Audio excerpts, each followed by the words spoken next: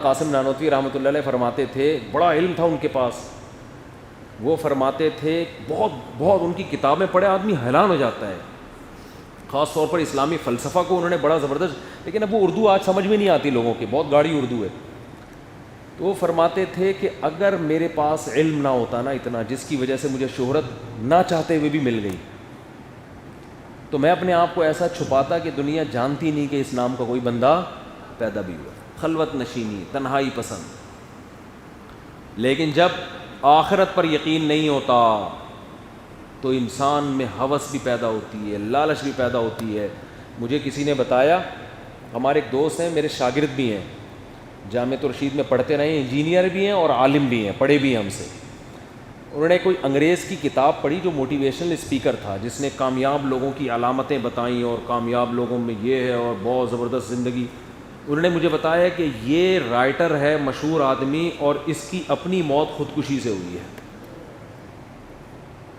سمجھ میں آ رہی ہے؟ تو میں نے ان سے کہا اس کا نام اور اس کا حوالہ یہ مجھے دینا، تو میں نام کے ساتھ حوالے کے ساتھ انشاءاللہ بولو بتاؤں گا کہ جو لوگوں کو موٹیویشن کر رہا ہے۔ ایک دم ماہر نفسیات آئے تھے ایک دفعہ مجھ سے ملنے کے لیے، ان کے بھائی آئے ملنے کے لیے ماہر نفسیات کے، کہتے ہیں میرا بڑا بھائی، اس کا کام ہی ڈپریشن کا علاج ہے، وہ اسی فیلڈ کا ماسٹر ہے، ساری زندگی وہ یہی کرتا رہا ہے، لیکن خود ڈپریشن کی وجہ سے پاگل ہو گیا ہے۔ سمجھ میں آ رہی ہے بات؟ نہیں آ رہی میرا خیال۔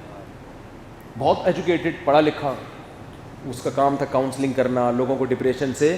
ایک تو دیکھو یاد رکھو، بعض دفعہ ڈپریشن یہ کسی ٹینشن کی وجہ سے نہیں ہوتی، آپ کے باڈی میں کوئی ایسا کوئی موروثی ہوتی ہے یا کوئی دماغ میں کوئی ایسے کیمیکل آگے پیچھے ہو جاتے ہیں جس کی وجہ سے کوئی ٹینشن نہ ہونے کے باوجود بھی آدمی ڈپریشن میں چلا جاتا ہے۔ وہ تو ایک جسمانی بیماری ہے نا، جیسے کچھ بچے معذور پیدا ہوتے ہیں یا کچھ بڑے ہو کر شوگر ہو گئی، بلڈ پریشر ہو گیا، موروثی ہے۔ تو بعض دفعہ موروثی بھی ہوتی ہے، بعض دفعہ بڑے اچھے اچھے لوگ آپ کو ملیں گے ڈپریشن کی گولیاں کھا رہے ہیں، ان کو کوئی ڈپریشن حقیقت میں نہیں ہوتا، وہ دماغ کی بیماری ہوتی ہے، وہ تو قدرت کی طرف سے ہے، وہ تو نیک آدمی کو بھی ہو سکتی ہے، برے کو بھی ہو سکتی ہے۔ وہ تو ڈاکٹروں سے جب میرے رابطے انہوں نے بتایا بھائی کوئی کیمیکل کیا ہو جاتے ہیں اوپر نیچے، پھر میڈیسن کے ذریعے ان کو کنٹرول کیا جاتا ہے۔ اس میں کاؤنسلنگ کی ضرورت نہیں ہوتی کہ اس کو سمجھایا جائے بٹھایا جائے، وہ میڈیکل وہ دواؤں ہی سے اس کا علاج ہے، اس کیمیکل کے لیول کو برابر کیا جاتا ہے۔ وہ کسی کو بھی ہو سکتا ہے، لیکن وہ بہت کم لوگوں کو ہوتا ہے۔ آج کل تو زیادہ ڈپریشن ہے نا، وہ حالات کی وجہ سے ہے۔ میرا یہ بھی نہیں ہو رہا، مجھے بحریہ ٹاؤن میں پلاٹ نہیں مل رہا، میرے ساتھ یہ نہیں ہو رہا، میرے ساتھ یہ نہیں ہو رہا، حالانکہ سب کچھ صحیح ہو رہا ہوتا ہے، ان کم بختوں معذرت کے ساتھ ان کے ساتھ سب کچھ صحیح ہو رہا ہوتا ہے، ہر چیز فٹ فاٹ چل رہی ہوتی ہے، لیکن بس ہوس۔ ایک صاحب نے مجھے فون کر کے پوچھا ڈپریشن کا اسلام میں علاج کیا، میں نے کہا تقدیر کا عقیدہ، اتنا بہترین علاج نبی نے بتایا۔ ایک دفعہ نبی صلی اللہ علیہ وسلم کی زوجہ نے عرض کیا یا رسول اللہ، آپ کو ہر سال اس زہر کھانے کی وجہ سے بیماری ہوتی ہے۔ اب ایسی بات کی آپ کی زوجہ نے جس سے ایک انسان پریشان ہو جاتا ہے کہ یار وہ میں نے زہریلا گوشت کھا لیا تھا، وہ ٹھیک تو ہو گیا، لیکن ہر سال اس زہر کا اثر ہوتا ہے۔ تو آپ صلی اللہ علیہ وسلم نے ذرا بھی ٹینشن نہیں، فرمایا کہ اللہ نے میری تقدیر میں یہ پہلے سے لکھا ہوا تھا، یہ میرا مقدر تھا، مقدر پہ کیا ہے ٹینشن لے ہیں بھائی، یہ تو ہونا ہی تھا۔ یہ جو چیز رفعت الاقلام وجفت الصحف، عبداللہ بن عباس نبی کے پیچھے بیٹھے ہیں، نوجوان تھے، آپ صلی اللہ علیہ وسلم نے فرمایا یا غلام، اے لڑکے بات سن، جب کہتے ہیں نا کسی کو پیار سے، وہ لڑکے بات سن، احفظ اللہ یحفظک، تو اللہ کی حفاظت کر، اللہ تیری حفاظت کرے گا۔ کیا مطلب؟ اللہ کے حکام کی۔ اور احفظ اللہ یحفظک، احفظ اللہ تجدہ تجاہک، تو اللہ کے حکام کی حفاظت کر، مصیبت میں اللہ کو اپنے سامنے پائے گا۔ کیا مطلب؟ مصیبت میں کام بنے نہ بنے تسلی دینے کے لیے اللہ آ جائے گا، تسلی ہوگی، ٹینشن میں نہیں جاؤ گے۔ اور آگے کیا فرمایا؟ وَاعْلَمْ ان الامت لو اجتمعت علی ان ينفعوک بشیء، پوری دنیا جمع ہو کے تجھے فائدہ پہنچانا چاہے نا، نہیں پہنچا سکتی مگر وہ فائدہ جو اللہ نے تیری تقدیر میں لکھ دیا ہے۔ کتنے لوگ ایسے ہوتے ہیں سارے کام بنتے بنتے رزلٹ حاصل کرنے کا وقت آتا ہے، رزلٹ کیا ہوتا ہے؟ زیرو۔ یعنی کامیابی کے سارے اسباب پیدا ہو گئے, اب تو جاب بھی ملنے والی ہے, اب تو شادی بھی ہونے والی ہے, اب تو عزت بھی ہونے والی ہے, اب تو یہ بھی ہونے والا, آپ تو بھائی کھلا کھائیں گے تو ننگا نہائیں گے, پنجاب والے ایسے ہی بولتے ہیں.